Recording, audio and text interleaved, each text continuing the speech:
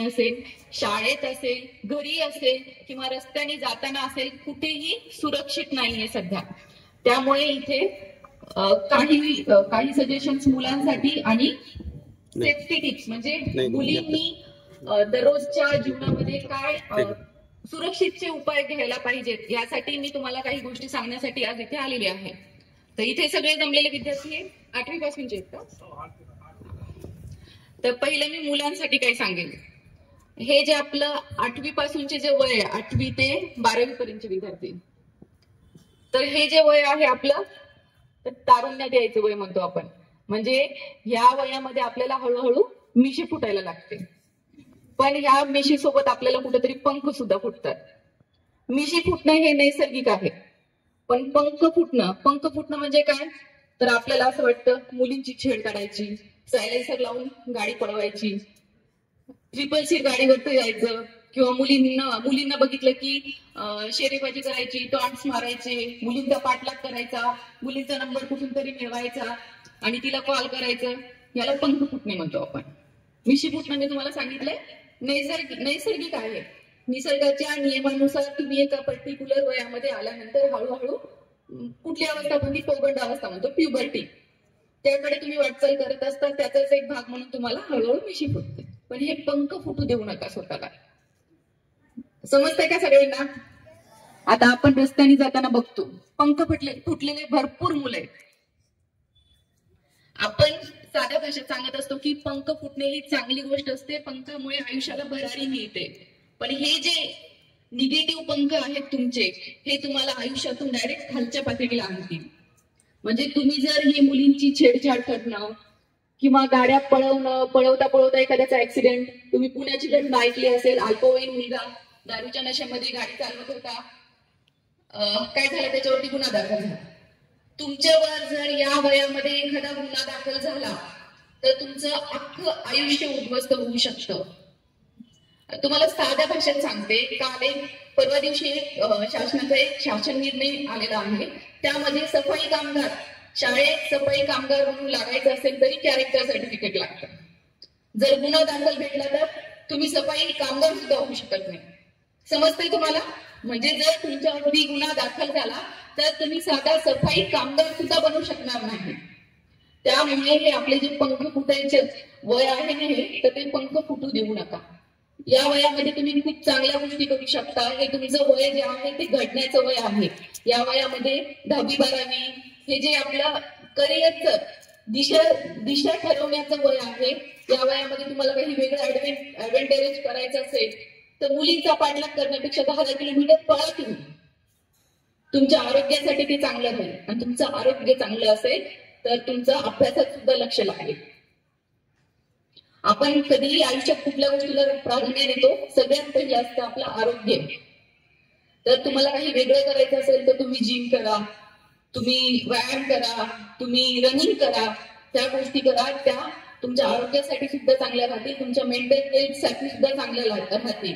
पण ह्या ज्या बाकीच्या गोष्टी करतो आपण आता सर्वजण म्हणतो की मुली रस्त्यावरती सुरक्षित नाही. सगळेजण म्हणतो नाही, मान्य करता मुली सुरक्षित नाही. तर मी इथं बसलेल्या मुलांना विचारते, कोणामुळे सुरक्षित नाही? मुली रस्त्यावरती कोणामुळे सुरक्षित नाहीयेत? तर मुलांमुळे. कारण आपल्याकडे मुलांना हेच शिकवलं जात नाही की मुलींचा आदर करा. आपल्याला ते ड्यूड ऍटिट्यूड वाटतो. म्हणजे मुलींचा पाठलाग करणे, मुलींची छेडछाड काढणे, मुलींना टॉन्ट मारणे, हे खूप चुकीच्या गोष्टी आहेत. आणि याला सपोर्ट कोण करतं, प्रोत्साहन कोण देतं?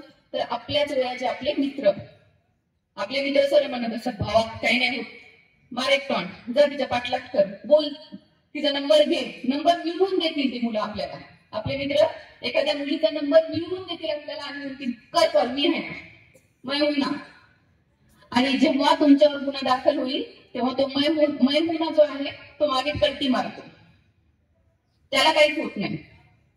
गुन्हा कोणावर दाखल होतो किंवा आयुष्य कोणाचं खराब होतं, तर आपलं आयुष्य खराब होतं.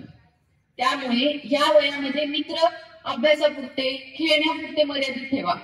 पण एखादा मित्र जर आपलं आयुष्य बिघडवत असेल आपल्याला अशा वाईट गोष्टींची सवय लावत असेल तर त्या मित्राला वेळीच दूर ठेवा. आपल्या आयुष्यात मित्र असावे, मित्र असायला पण पाहिजे, पण कशासाठी? तर चांगल्या गोष्टी शिकवण्यासाठी आपल्याला मित्र पाहिजे.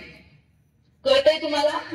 जर तुमचा एखादा मित्र तुम्हाला वाईट सवयी लावत असेल तर वेळीच त्याच्यापासून दूर थांबा. मी परत एकदा सांगते, हे जे तुमचं वय आहे ते ह्या गोष्टी करण्याचं वय नाहीये. एकदा तुम्ही पायावरती उभं राहिलात, सेटल झालात, एखादा अधिकारी बनलात किंवा IT मध्ये गेलात, व्यवस्थित जॉब, व्यवस्थित पगार वगैरे मिळायला लागला, त्यानंतर तुम्हाला काय करायचं म्हणजे वाईट कुठल्या गोष्टी नाही करायच्या, सगळ्या गोष्टी तुमच्याकडे स्वतःहून चालून येतील. म्हणजे इथे तुम्ही पाठलाग करताय ना, तर तिथं लोक स्वतःहून तुम्हाला अप्रोच होतील. सगळ्या गोष्टी कशावरती आहेत तर तुम्ही सेटल होण्यावरती. त्यामुळे या वयामध्ये स्वतःला सो कॉल्ड पंख फुटू देऊ नका. आणि जर ते पंख फुटले तर छाटायला आम्ही आहोत. तर तुम्ही जर स्वतःहून आवर जर त्या पंखांना घातला नाही तर छाटायला शाळा आहे, घरचे आहे. जर नाही जास्तच पंख फुटत असतील तर मग आम्ही आहोत मग तिथे. आणि दुसरी गोष्ट, आजकाल इथं किती जणांकडे स्वतःचा मोबाईल आहे? स्वतःचा मोबाईल किती जणांकडे? हा, अजून कोणाकडे तरी असेल? करा, हातवर करा.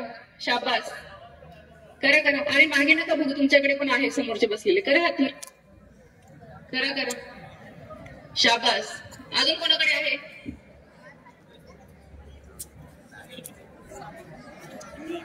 हा, मी सांगते, इथे बसलेल्या जवळपास 60 ते 70% मुलांकडे स्वतःचा मोबाईल आहे. आणि ज्यांच्याकडे नाही ते घरी पालकांचा यूज करतात. म्हणजे तुमच्या पालकांच्या मोबाईलवरती तुमचं एखादं सोशल मीडिया अकाउंट असणार आहे की नाही?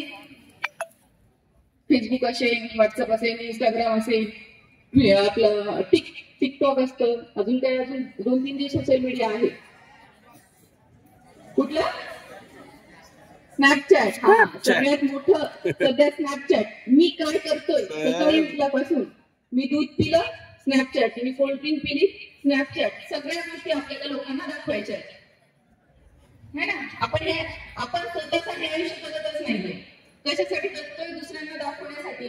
माझ्याकडे हे, माझ्याकडे ते, मी सकाळी उठल्यावर हे करतो, मी संध्याकाळी हे करतो. हे फक्त आपल्याला, आपलं आयुष्य फक्त आपल्याला, आपण लोकांना दाखवण्यासाठी जगतोय थोडक्यात.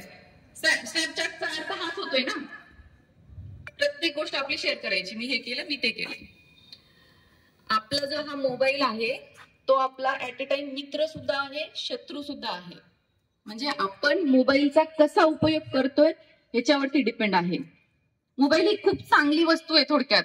जर आपण त्याचा शिक्षणासाठी किंवा एखाद्या चांगल्या गोष्टीसाठी जर उपयोग केला तर त्याच्यामध्ये चांगले एज्युकेशनल व्हिडिओज आहेत, मार्गदर्शनपर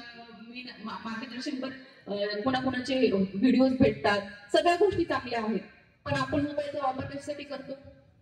काहीतरी रील्स बघणे, काहीतरी फालतू गोष्टी बघणे, किंवा परत मुलींनी कुठला डीपी ठेवलाय तो बघायचा, स्क्रीनशॉट करायचा, मुलीचा नंबर मिळवायचा, ती नाही म्हणत असेल तर सारखे मेसेजेस पाठवायचे, कॉल करायचा. मुलांना तुम्हाला परत एकदा सांगते, या वयामध्ये चुकीचं पाऊल पडू देऊ नका. जर तुमचं या वयामध्ये चुकीचं पाऊल पडलं तर तुम्हाला डायरेक्ट खालच्या पातळीवर, म्हणजे तुम्ही सफाई कामगार सुद्धा बनवू शकणार नाही थोडक्यात. त्यामुळे आपल्याकडे हा जो मोबाईल आहे त्या मोबाईलमध्ये वाईट साईड गोष्टी बघणं वगैरे या गोष्टी सोडून द्या. आता या आपण बाहेर सगळीकडे बघतो जे गुन्हे घडतात त्या गुन्ह्यामध्ये आरोपीही